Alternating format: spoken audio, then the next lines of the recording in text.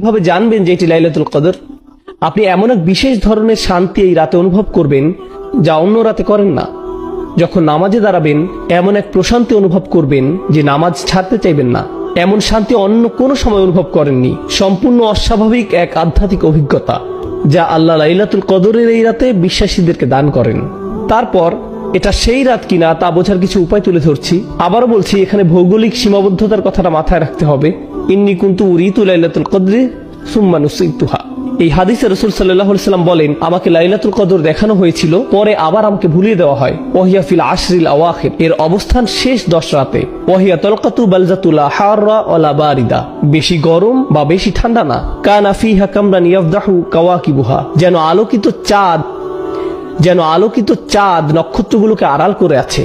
এই রাতে শয়তান বের হতে পারে না।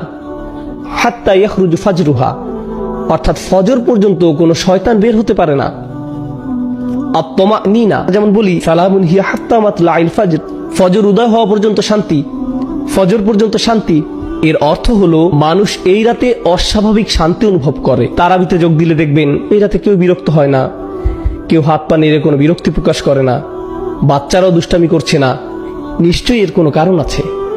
এরপর তিনি বলেন, লাইলাতুল কদর লাইলাতুন তালকা লা হাররা লা বারিদা তুসবিহু শামসু ইয়াওমাহা হামরা দাঈফা।